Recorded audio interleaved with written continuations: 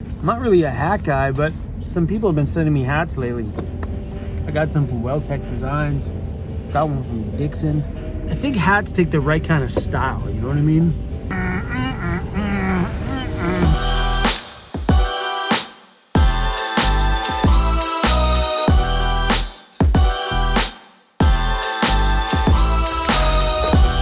There is some new COVID restrictions going on right now that is limiting a lot of things. Some of the Anytime Fitness gyms have closed showers. Some of them are open, I'm guessing depending on the areas that you're in. So some of us van dwellers are out here trying to do the best we can. Should probably take the plastic off. Thankfully, over the years living in my van, I've learned to adapt. I've learned to accept whatever is thrown at me. And those are the people that are going to last the longest in this lifestyle, or the people that are willing to just accept the situation that they're in, adapt to it, and make the best of it. Because this van life isn't always like Instagram perfect. Sure, those moments are there, but it's not always the case. Look at me, I'm dry shaving inside of my van on a mirror. No running water, no hot shower. It seems showering is overrated. News 1130's Hannah Mae Nassar reports people are bathing less during the pandemic, and some experts say that's perfectly all right. Less time in the shower, less hair washing, and fewer changes into clean clothes. A government study in the UK finds hygiene habits have changed significantly during lockdowns as people pay less attention to their daily ablutions. But one public health expert from Yale tells The Telegraph that's probably just fine. He washes his hands regularly because of COVID, but only cleans his body with water, occasionally wetting his hair. Professor Pungent says the idea we need to use soap all over our bodies isn't founded in any type of science. There are arguments that suggest showering less protects beneficial microorganisms on our skin, supporting our immune system and protecting our complexion. I'm Hannah Mae Nassar. Was his name Professor Pungent? Did I hear that right? This little mirror that I have right here is so useful. It was a gift from a friend of mine, but this is just from IKEA. Velcro's up there. Done deal. Oh, I got something sticking up here. Still something sticking out. That's probably this. All right, you guys, so this is not going to be a very exciting video or a topic that I think anybody wants to talk about. But I've had a few messages from people today that are a little bit confused about some of the travel restrictions and things that go on when it comes to policies they make to deal with this COVID stuff. And we're in a point right now in the province of British Columbia, Canada, where I live, where they're starting to restrict travel. So as of right now, there is no travel restrictions. Travel restrictions will start a few days from now. And those travel restrictions are saying that there's no camper vans or recreational vehicles allowed on any BC ferries, which means I'm on Vancouver Island, and that means I can't leave the island.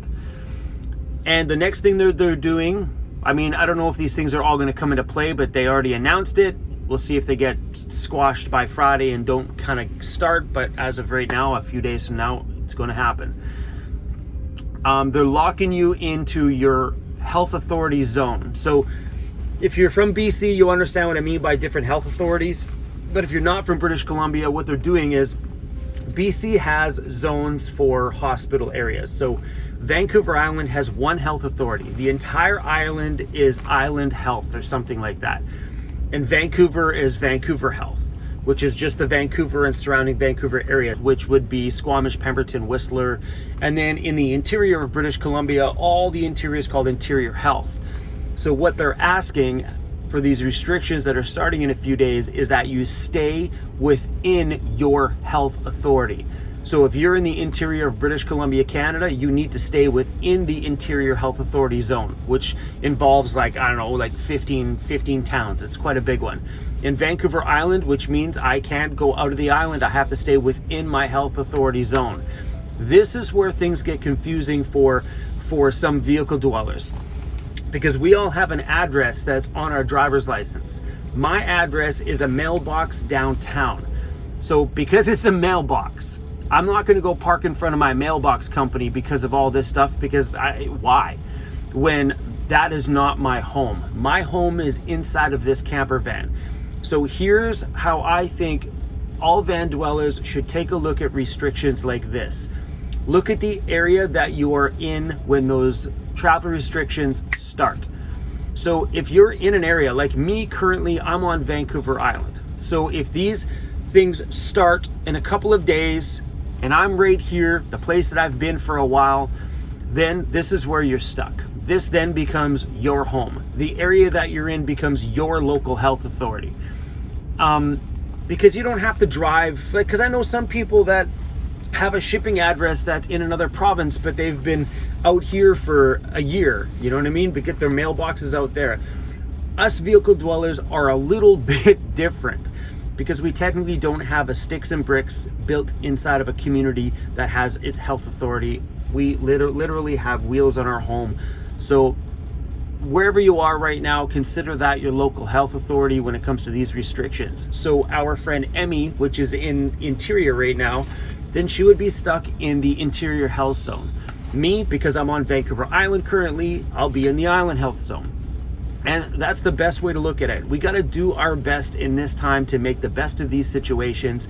And we have to obey the rules. We can't just be bouncing around. If they say I'm not allowed off the island, then so be it. Then we're just going to stay right here on Vancouver Island until they tell us that we're allowed to leave or they ease up those restrictions. British Columbia, Canada has been very good when it comes to COVID restrictions. When the rest of this country has been on lockdown, BC has been pretty much set free the whole time. Like all the provinces over have had no restaurants forever. Our restaurants have been wide open, indoor, outdoor dining, everything. And just recently, for the first time since the beginning of this whole thing, they've started to put restrictions on us. Like they've shut down indoor dining once again, but our patios are wide open for business and they're packed. So, and I think the reason why these travel restrictions are starting is because we're coming up on the May long weekend. And what they don't want is they don't want anybody from their homes packing up their RVs, packing up their campers, packing up their camper vans and their kids and leaving their communities and going camping. So all throughout this pandemic, this is where we've seen the restrictions. The restrictions only come in before long weekends. And the May long weekend's just around the corner, so they're just locking things down to keep everybody at home. And I think this is where it gets confusing for us vehicle dwellers. Because you say camper vans. Well, maybe us vehicle dwellers need to stop thinking of these as a camper van and think of it as just our home on wheels. So if we were to get pulled over, like, where are you going? We're not going anywhere. We're at home. So you just be honest with them and say, I'm heading to go get groceries at night. Where do you live? Right here in this van. What are they going to say? What are they going to say? You know what I mean? We're not on the big epic round the world road trip. We're actually living in our van in that community that we are in right there. So I am going to be staying on Vancouver Island for a little while, which I'm okay with.